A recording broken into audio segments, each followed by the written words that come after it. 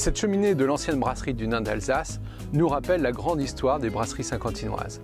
La bière est une boisson populaire par excellence au XIXe siècle et pendant toute une partie du XXe siècle. Elle est populaire car elle est modique du point de vue prix, mais en plus elle est considérée comme rafraîchissante, voire même alimentaire. On la surnomme le pain liquide. Au début du XIXe siècle, on estime que la population boit entre 80 et 110 litres de bière par an et par personne. À la fin du XIXe siècle, le chiffre double. On est entre 220 et 250 litres par personne et par an. Par comparaison, actuellement en France, on est autour de 30 litres, en Allemagne 100 litres. On voit toute la différence.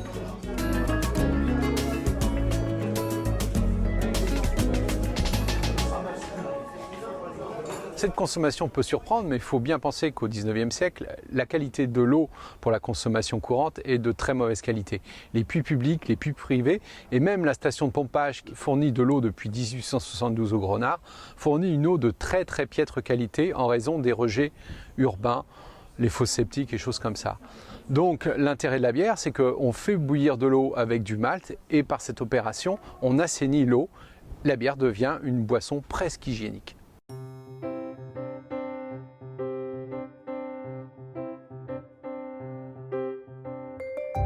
Les brasseries sont présentes à Saint-Quentin depuis le Moyen-Âge. À la Révolution française, par exemple, on en trouve une au couvent des Cordeliers, rue Michelet. Mais c'est véritablement le XIXe siècle où ces établissements se multiplient. On en compte au total 37 différents entre 1800 et 1960. À la veille de la guerre 14-18, il y a 14 brasseries qui fabriquent de la bière uniquement pour la consommation locale.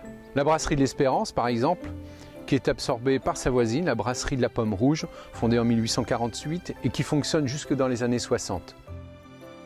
Pas très loin, la brasserie Villemont, à l'angle de l'avenue Faidherbe et du boulevard Henri Martin, reprise au XIXe siècle par Louis Dupré et qui sera détruite et reconstruite après la Première Guerre mondiale, fermée à la fin des années 20. Non loin de là encore, en haut de l'avenue Faidherbe, la brasserie Cacheux, dont on voit encore une partie des bâtiments où il est inscrit malterie-cidrerie.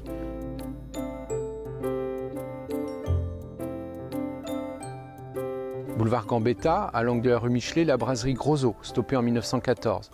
Et juste en face, à l'emplacement de l'actuel hôtel Ibis, la brasserie Vandenbroek était une des grosses brasseries du XIXe siècle.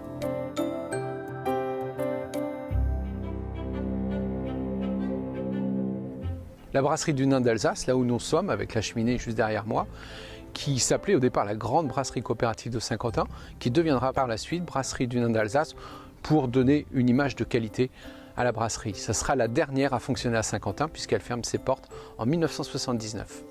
Autre grande brasserie, la brasserie La Populaire, située rue d'Achery dans les années 1910 et qui après la Première Guerre mondiale va s'installer le long du canal à l'angle de la rue Jacquard. Elle sera reprise dans les années 50 par une grande marque nationale, la Comète, qui fermera l'établissement pour en concentrer sa production. Mais la plus importante d'entre elles, c'est sans doute la brasserie des Deux Cigognes.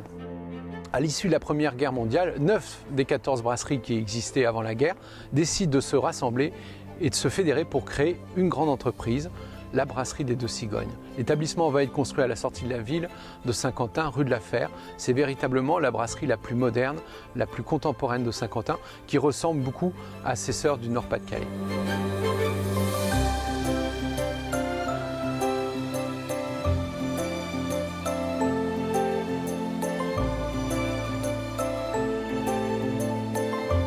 La plupart des brasseries ferment dans les années 50-60 en dehors du Nain d'Alsace, seule survivante jusqu'en 79. Il y avait d'autres établissements qui dépendaient de ces brasseries. Par exemple les malteries. Il y avait une très grosse malterie sur la place de la gare, entre le canal et la gare, la malterie Ardouin, fondée dans les années 1890, mais qui ne sera pas remise en route après la Première Guerre mondiale pour permettre d'agrandir le parvis de la gare. Il y avait aussi des tonnelleries, notamment la tonnellerie Allard, spécialisée dans les tonneaux pour la brasserie, qui se crée en 1923 et qui malheureusement fait faillite et est remplacée en 1930 par la compagnie industrielle des Fontes dans la zone industrielle Saint-Lazare.